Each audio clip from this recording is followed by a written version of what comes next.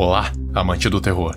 O SCP de hoje é um que muito provavelmente muitas pessoas conhecem, uma máscara de gás GP5 soviética, usada na Segunda Guerra Mundial para se proteger de substâncias nocivas, sejam elas tóxicas, radioativas ou biológicas. Ela ainda mantém a sua funcionalidade original, que é ser justamente uma máscara de gás. Mas por ser um SCP, você já pode ter certeza que tem algo muito errado com ela, e realmente tem.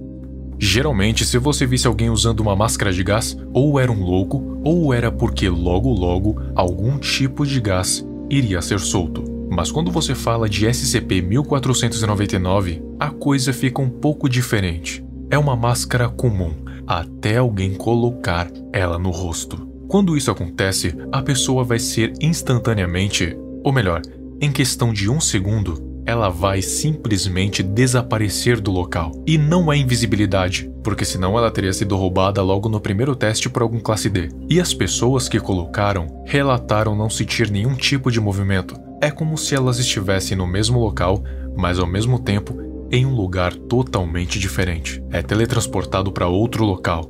E que local é esse? Digamos que é um local que não existe em nenhum local da Terra, ou mesmo deste universo. A pessoa que coloca o SCP-1499 no rosto é simplesmente teletransportada para outra dimensão. Pense nessa dimensão como um mundo invertido, escuro, sombrio e desconhecido.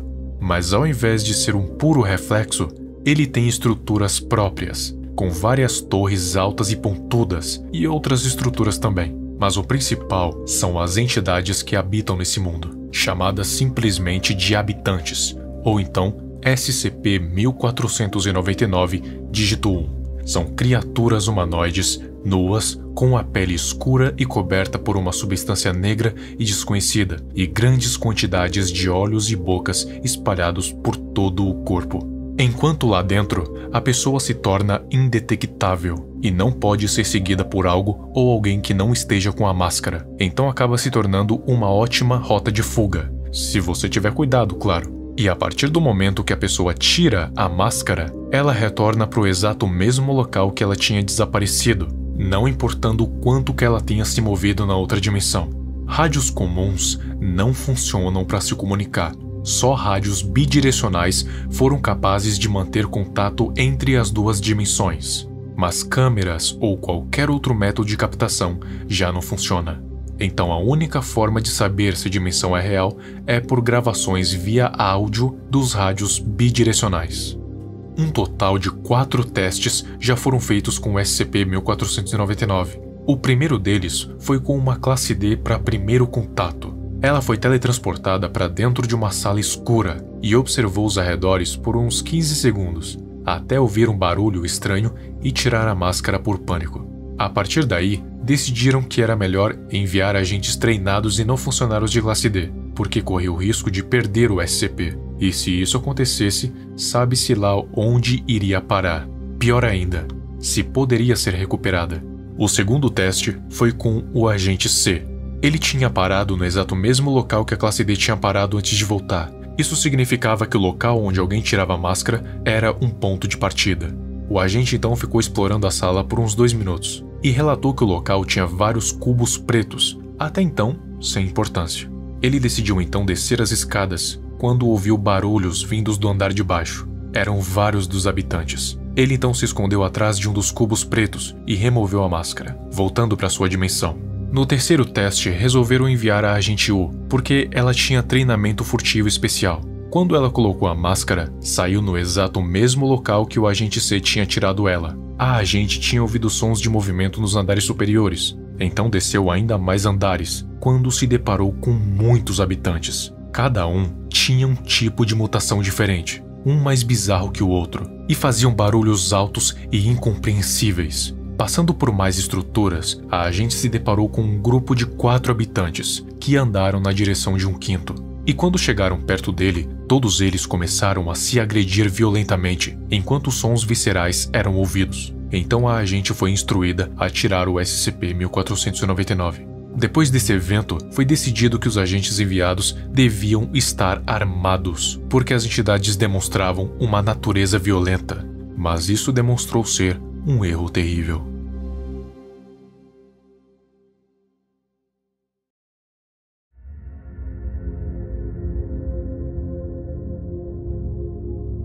O último agente enviado foi o agente K. Ele tinha se deparado com duas estruturas e dentro delas estava rolando uma espécie de culto. Os habitantes lá dentro estavam com as bocas abertas, encarando um deles que estava em cima de uma plataforma, como se realmente fosse um culto.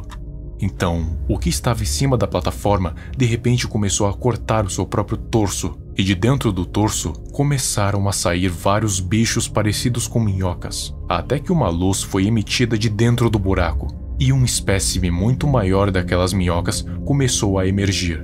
O agente K de repente sentiu uma vontade enorme de entrar lá e impedir que aquilo aconteça. E foi o que ele fez. Ele entrou atirando nos habitantes e arrancou aquela criatura com as próprias mãos. Foi quando ele tirou a máscara. Só que tinha algo errado, porque a câmara de testes estava com sangue e ele sentiu que tinha algo nas suas mãos realmente. Só que não era a criatura, e sim um coração humano. No exato mesmo momento, em Moscou, um homem de terno com uma máscara de gás entrou na Catedral de Cristo Salvador e começou a atirar em várias pessoas. Depois sacou uma faca e correu na direção do padre, cortando seu peito e arrancando o coração dele fora. Diante várias testemunhas, o homem de terno simplesmente sumiu em um piscar de olhos, sem deixar quaisquer vestígios. Oficialmente, quem matou aquelas pessoas foi um homem chamado Nikolai Orlov, mas na realidade a identidade dele é um completo mistério. Os agentes da fundação que estavam responsáveis pelas operações na Rússia logo questionaram o agente K se ele realmente tinha feito aquilo. E claro que ele disse que tinha sido exatamente o que ele tinha relatado, e os registros de áudio provavam exatamente isso, mas por via das dúvidas, ele foi enviado para avaliações psiquiátricas, e os outros envolvidos nos testes foram encaminhados para entrevistas. Os testes com o SCP-1499 foram completamente suspensos, pelo menos por enquanto. Até hoje, nunca foi explicado mais nada sobre essa máscara. Eu juro que eu tentei encontrar mais informações a respeito, mas nada que explicasse mais do que já sabemos. É desconhecido quem ou o que criou essa máscara, ou o porquê de ela ser justamente desse modelo. E as perguntas não param por aí. Como ela te leva para outra dimensão? O que é essa dimensão? Será que na verdade essa dimensão é o nosso mundo, só que de uma forma totalmente distorcida, e as ações que fazemos aqui afetam diretamente a outra dimensão? Quem era o Homem de Terno? O que são os habitantes? Enfim, são tantas perguntas que bolar uma hipótese que tente sanar todas elas é improvável. Não impossível, mas é improvável. Não sei se tem alguém que conseguiu bolar algum tipo de teoria convincente, e repito, convincente, que possa responder todas elas de uma vez, sem deixar pontas soltas. Por enquanto, isso é tudo o que sabemos sobre o SCP-1499.